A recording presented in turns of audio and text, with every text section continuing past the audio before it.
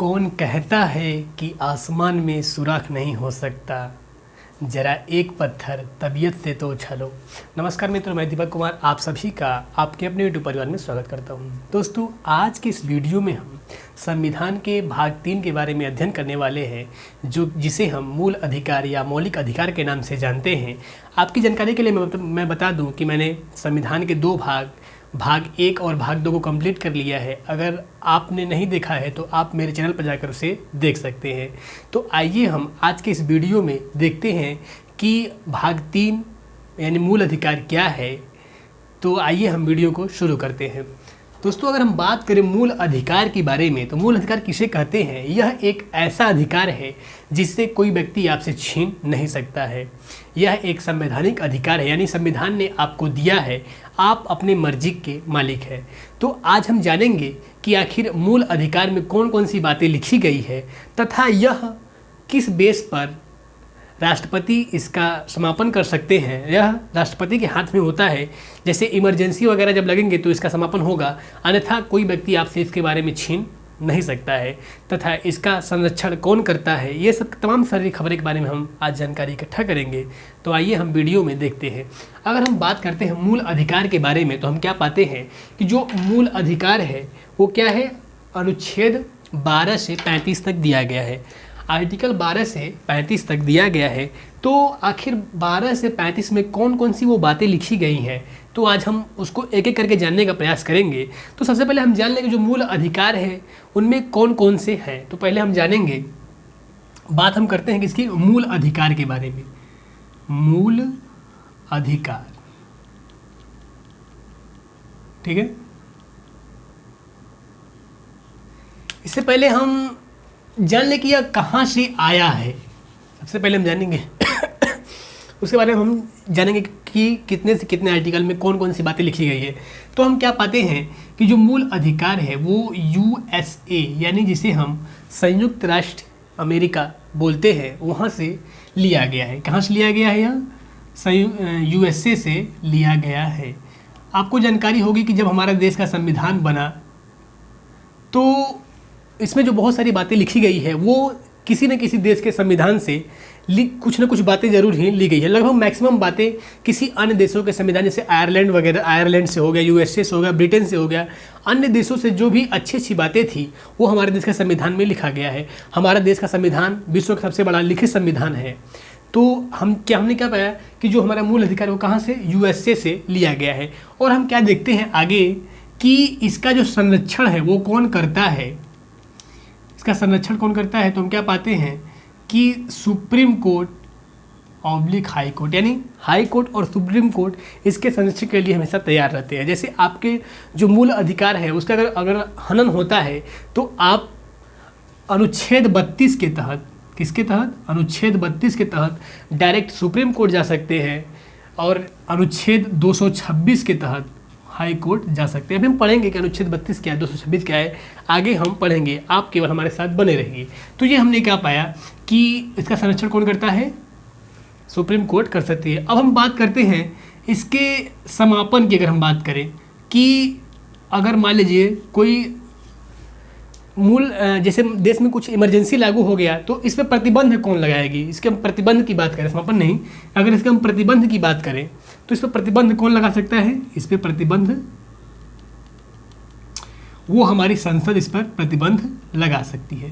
प्रतिबंध के बारे में बात करें तो हम क्या पाते हैं कि जैसे सायरा बानो और शाह बानो जो केस, जो 3 तलाक का मामला था, उस पर क्या हुआ, हमारे जो संसद है उन्होंने क्या किया था, इस पे प्रतिबंधित लगाया था, जो 3 तलाक का बिल पास किया था। तो ये हमने पाया कि इस पे जो है संसद प्रतिबंध लगा सकती है। तो ये हमने कुछ बातें देखा।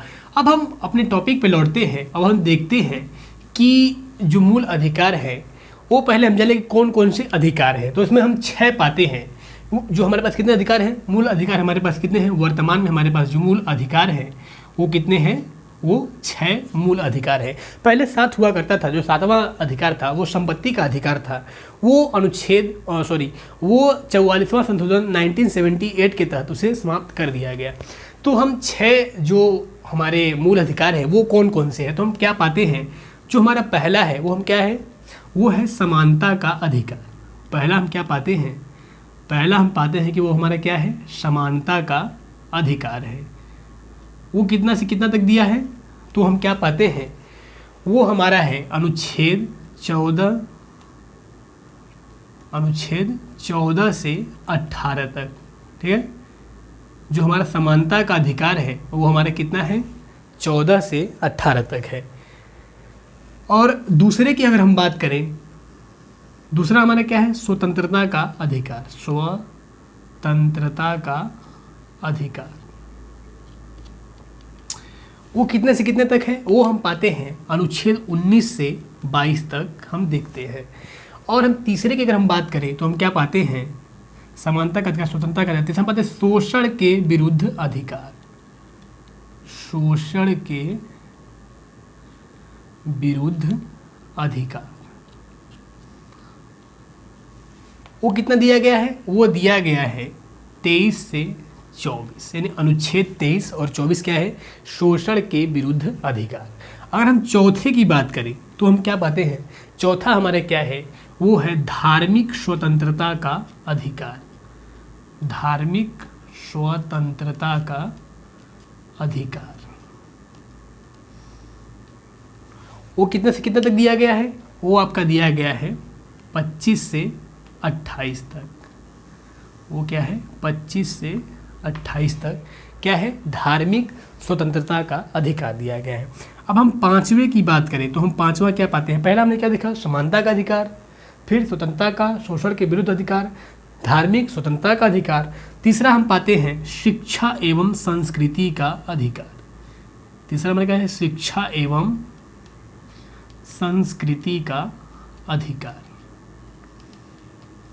वो कितने से कितने तक दिया गया है, वो अनुच्छेद 29 और 30 में लिखी गई है।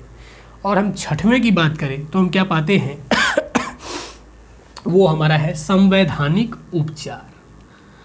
वो हमारे क्या हम पाते हैं, संवैधानिक उपचार। वो हमारे कितना दिया गया है, वो है 32। तो हमने क्या देखा, समानता का अधिकार कितने हैं, अनुच्छेद 14 से 18, जो कि आज के हम क्लास में इतना ही केवल पढ़ेंगे।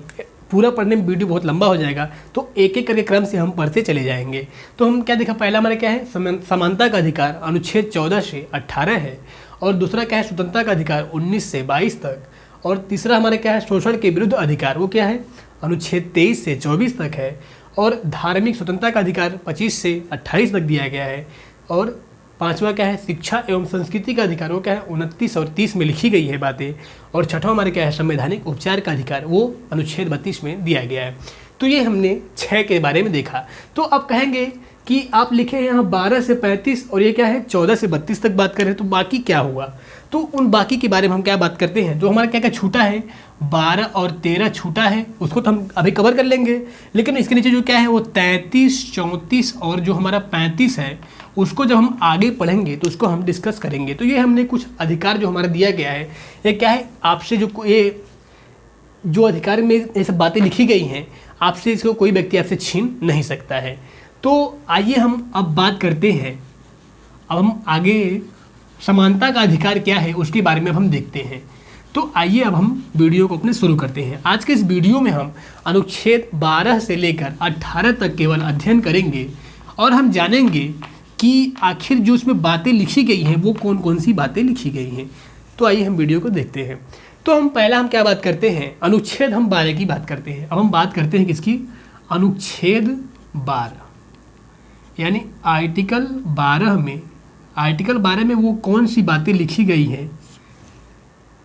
ठीक है, तो हम क्या बात पाते हैं कि जो अनुच्छेद 12 है वो किसकी परिभाषा बताता है, वो राज्य की परिभाषा बताता है। किसकी परिभाषा बताता है, अनुच्छेद 12 वो राज्य की परिभाषा बताता है।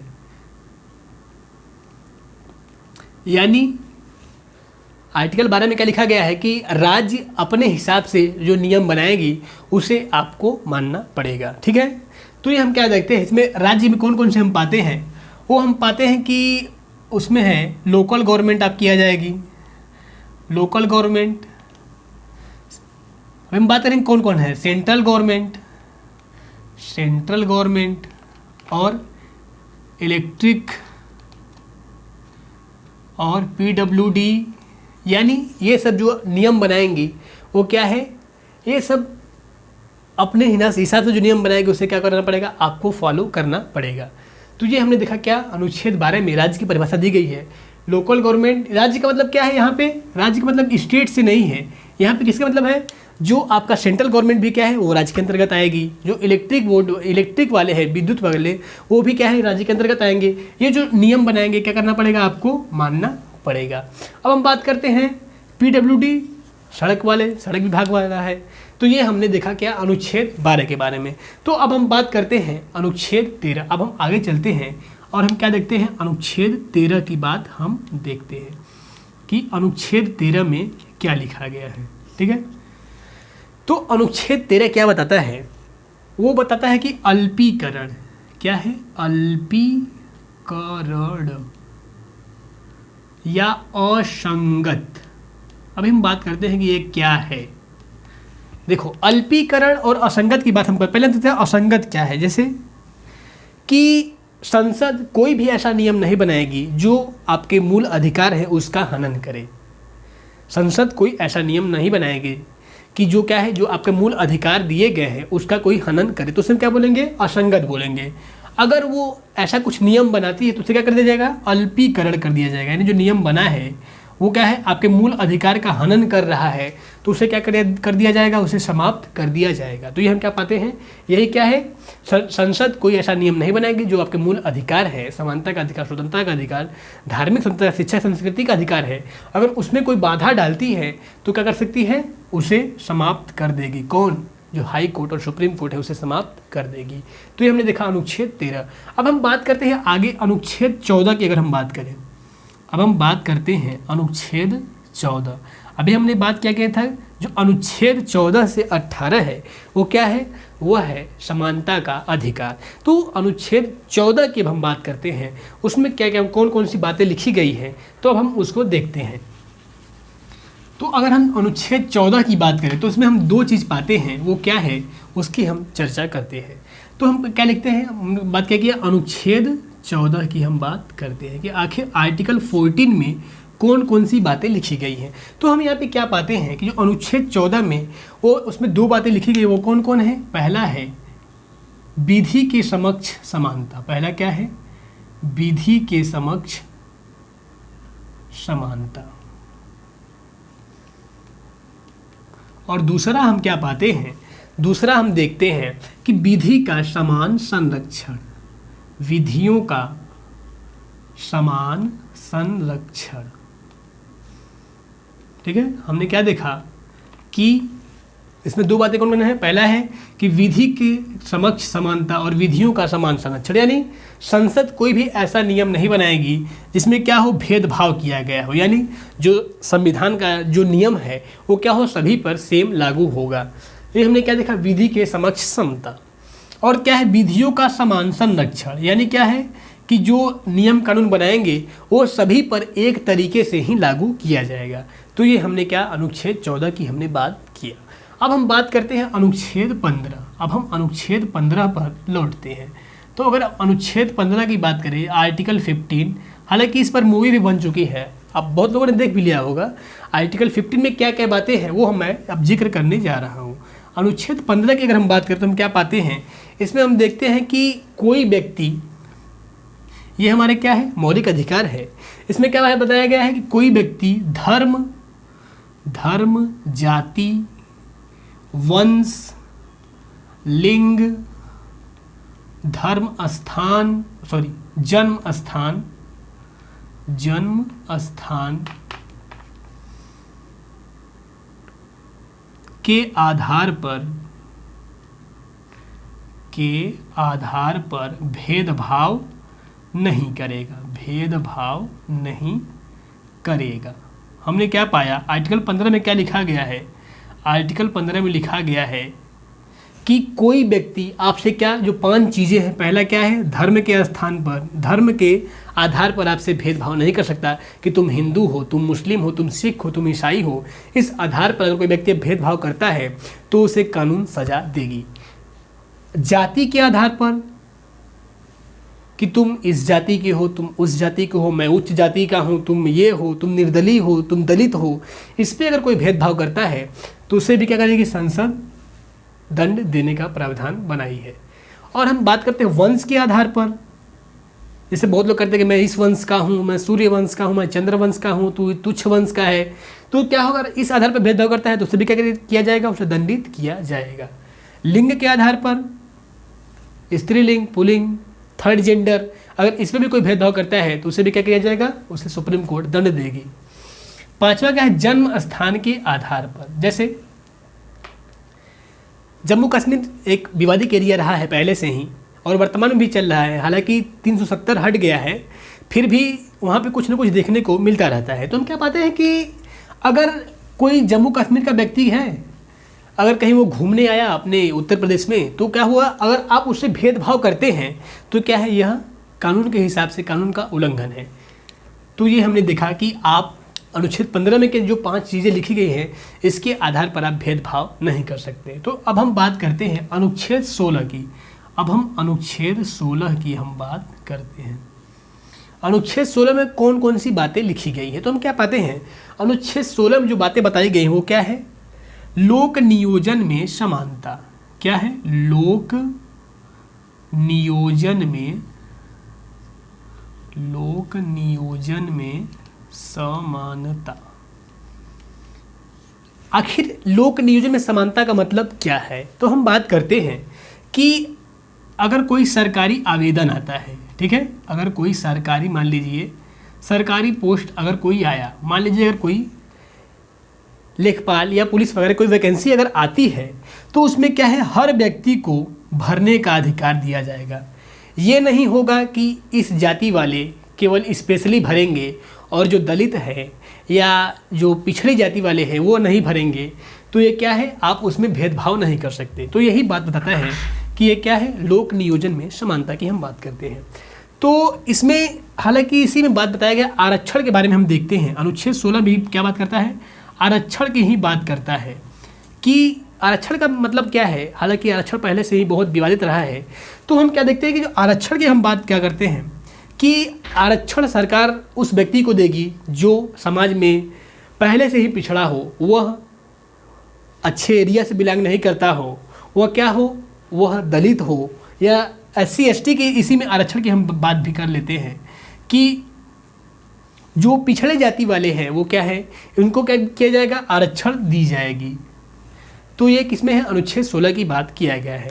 आप इस पर रोक नहीं लगा सकते हैं क्योंकि इस पे जो क्या है वो 2030 तक अब बढ़ाकर कर दिया गया है कि 2030 तक आरक्षण क्या है, वो आरक्षित रहेगा। तो हमने क्या देखा, अनुच्छेद 16 की हमने बात किया। अब हम बात करते हैं अनुच्छेद 17, आर्टिकल 17 की बात करते हैं कि आखिर अनुच्छेद 17 में कौन कौन सी बातें लिखी गई हैं। तो अब हम देखते हैं अनुच्छेद 17 की, तो हम क्या पाते हैं। अब हम बात करते हैं अनुच्छेद 17 की। हमने अनुच्छेद 16 तक देख लिया, अब आर्टिकल 17 की हम बात करते हैं। आखिर अनुच्छेद 17 है, उसमें कौन सी बातें लिखी गई है। तो हम क्या पाते हैं, इसमें लिखा गया कि अस्पृश्यता का अंत, अस्पृश्यता का अंत। अस्पृश्यता मतलब क्या होता है, इसे छुआछूत भी बोलते हैं। क्या, छुआछूत। यह जो ग्रामीण है, ग्रामीण स्तर के व्यक्ति हैं, वहाँ पे क्या होता है, बहुत ज़्यादा देखने को मिलता है। यानी गांव वगैरह में यह अभी भी प्रचलन में, बहुत से जो पिछड़े इलाके हैं वहाँ पे क्या है, वहाँ पे अभी भी चल रहा है कि तू छोटी जाति का है, मैं बड़ी जाति का हूँ, ये अभी भी चल रहा है। हालांकि यह शहर में अभी बहुत कम देखने को मिलता है, शहर में लगभग ना के बराबर देखने को मिलता है। तो क्या बात इसमें बात लिखा गया है कि अस्पृश्यता का अंत, यानी अस्पृश्यता यानी छुआछूत क्या है। आप किसी व्यक्ति से छुआछूत की भावना नहीं सकते। जैसे मान लीजिए कोई व्यक्ति है, वो कह रहा है कि मैं ऊंची जाति का हूँ, मैं ब्राह्मण हूँ या मैं क्षत्रिय हूँ, और तुम क्या हो, तुम छोटी जाति के हो। तो इस पर अगर कोई व्यक्ति आपसे भेदभाव करता है तो उसे क्या किया जाएगा, उसे दंडित किया जा सकता है। वो क्या है, यह इसे कानूनी अधिकार मान्यता दी गई है कि अगर कोई व्यक्ति आपसे कोई भेदभाव करता है तो क्या होगा, उसे दंडित किया जाएगा। 1955 में इसे कानूनी मान्यता दी गई थी और 1989 यानी 1989 में इसे सख्त कर दिया गया था। यानी अगर कोई व्यक्ति आपसे भेदभाव करता है तो उसे क्या किया जाएगा, उसे दंडित किया जाएगा। तो ये हमने क्या देखा, अनुच्छेद 17 की बात हमने किया। अब हम बात करते हैं अनुच्छेद 18। अनुच्छेद 18 में कौन सी बातें लिखी गई है वो हम देखते हैं। तो अनुच्छेद 18 में हम क्या पाते हैं, उसमें जो लिखा गया है वो है उपाधियों का अंत। अनुच्छेद 18 में क्या है, उपाधियों का अंत। उपाधियों का अंत यानी कोई व्यक्ति